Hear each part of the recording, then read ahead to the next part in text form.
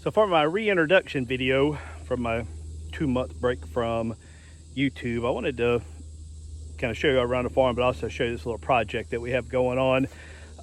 So for those of y'all that have kind of been following my channel, you know we bought this land in late 2019. It's right at 80 acres, but only about 40 of it is, I guess, what I would call pasture. Be spin around here. So you see over my shoulder here, we got about 80 acres of what I consider fairly decent quality Bahia.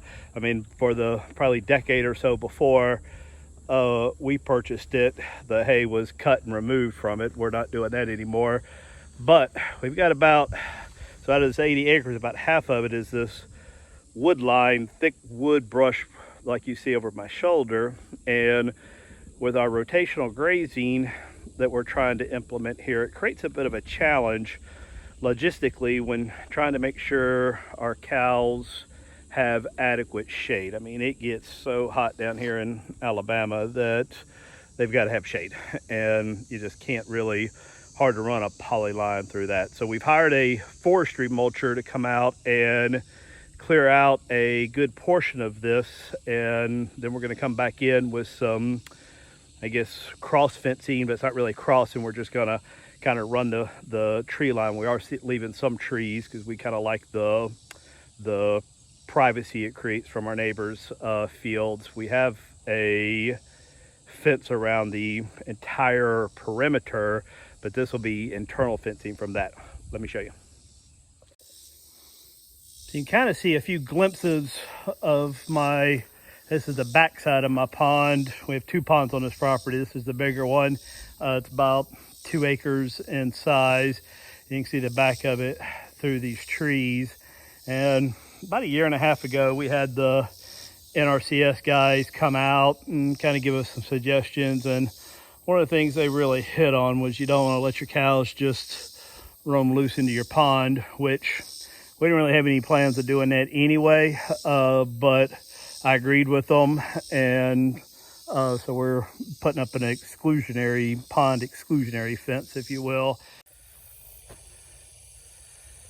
So here's some of what the mulcher was able to do. So 3 days, 20 hours total. He cleared more than, by hand we would have been able to do probably, in months, weeks, months. Plan now is we've got ready-made shade. So when we rotate the cattle through here, we just run the lines through here. And then I missed some pretty thick mulch through here, but I do expect the weeds to come back pretty quickly, probably quicker than the cows would be able to trample or chomp. So I will be brush hogging this until it's, I guess, down or decomposed enough where we can come in and overseed. I just think the mulch is so thick right now, and it's fresh pine and pine boughs and that cypress. I just don't know that it'd be a good spend of money right now to invest in seeds for this. So here's a shot from the front of our property. You see where the green stops. This used to be, just yesterday, wood so thick you could not walk through it. Now, unfortunately, we did find some old fencing here and some old fencing there. That is the one thing, that mulcher, as bad as it is, it can't handle that. So that slowed us down a little bit because we had to scramble to get it here and pull this up. But look at this, every bit of this, you couldn't even walk through it. It was so thick. And now we've got, to me, instant silvopasture. It's gonna be nice shade for the cows, some protection from the weather when we rotate them up here. I just think this is awesome. Now we did, this mulcher, it's not a cheap endeavor, but according to the guy that did the mulching, it's an expensive upkeep too. He replaces the blades on his mulcher every month, and I think he said to the tune of about $30,000. So he definitely makes an investment, but it was significantly more than what a guy with a bulldozer come out and do it. But I I just like this better. It seems to be so much less invasive. I don't have a big pile of debris to burn or hide in the corner of my property or haul off or whatever. And though I'm not going to be able to plant anything like grass cover or anything right now, I do have a, you know, a ready-made mulch bed. I mean, this is all, you know, look at this thick mulch through this whole thing that will, as it breaks down, I think is going to greatly improve the quality of the soil. So yeah, so I'm going to measure out, I don't know how many acres of usable land we now added to our property, but I think it's significant. This pretty much follows now the entire tree line all the way back up to the center of the property, so, and then around our pond. So our forestry mulcher finished up mulching what we needed for the fence line in the front pasture, and we had some time left over, and so we're going to have him clear out this main pig pen, if you will. If you remember from the earlier in the video, I showed you the two sows, Liberty Bell, or two gilts, Liberty Bell and Junebug. They're enjoying this whole thing by themselves right now. It's about 3/4 of an acre, and we're gonna clear out a lot of this. We're gonna leave all the big trees. Obviously, we're not trying to strip it bare, but I mean, there's a lot of big mature trees in here, but all this small stuff, we're gonna clear it out. So I thought I'd do a little before and after for this piece of land. So this is the before. Wow, check this out. This is the, not quite the after, but getting close. I mean, it's still got a lot of big pretty trees in here, so good shade, gonna be, you know, good paddock. You can kind of zoom in.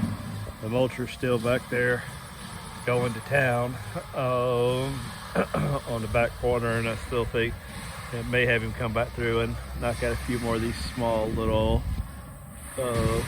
what are those, the sweet gum trees that are still in there. But what a different look this will be.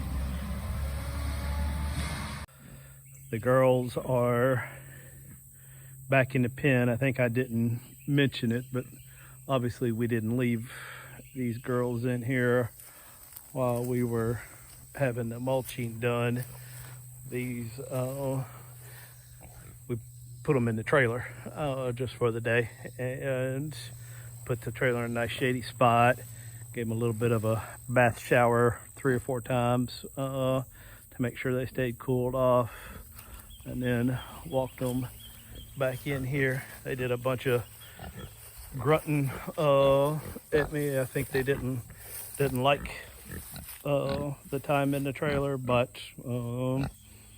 the end results are very desirable. So the plan will be for these girls, we can pick up our boar on Sunday, but we're probably going to keep him separate for a few weeks. I want to kind of time their farrowing for a spring weaning on piglets. It seems to be the time people are most interested in them.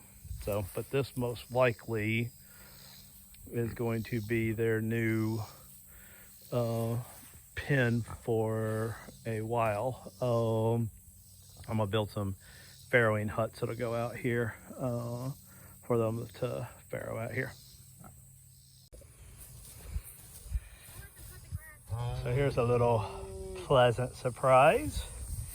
Little heifer calf 2111, born just this morning, just a couple hours old. 8:45, good mama, taking care of her. So this is our 11th calf born here on the farm this year, and we had 12 that we were hoping were pregnant and would have calves, and we actually did have 12 calves. Now we only have 11, I guess, hit the ground alive. We had one, and that was actually born or she was breech. Unfortunately, we noticed on a Wednesday night, this was a couple weeks ago, looked like she was the mama cow was going into labor. She was a heifer, and by Thursday, you know, but when we saw her Wednesday evening, she wasn't doing any like heavy pushing or contraction. She was just looking a little swollen and whatnot. So we thought by Thursday evening, when we came back out, she was clearly not progressing. She looked like she was in labor then, but not, you know, like terrible. She was still up, moving around, eating grass, but she'd stop every few minutes and push. And then Friday morning we came out, we saw a sight that we didn't like. We saw a baby, we saw the tail sticking out of the mama, and that wasn't good. So we actually loaded her up, took her to the vet, because we don't have a cow vet here in this town that will come out to us. And so we took her into the cow vet an hour away. The vet pulled the calf. He didn't survive, and unfortunately, right at a week later, a couple of days ago, mama succumbed to an infection or something, and she didn't make it either. So very unfortunate, but you know, like the vet said, there really was nothing we could have done differently or that we did wrong. That is just the nature of being in the cow business. You know, I guess the only way not to ever lose a cow is to not have cows. So as you can see, we're trying to do the move to get them up front and then to the front pasture, to that green grass way up there. And I'm sitting here running my mouth, not helping. So thanks for tuning in to this video. Sorry it's been so long since we've shot one. We've got a few DIY projects I'll be shooting here in the near future. If you liked this video, I hope you did. I hope you found some value in it. But if you did like it, please hit that thumbs up button. And I'd love it if you felt like subscribing to my channel. Thanks.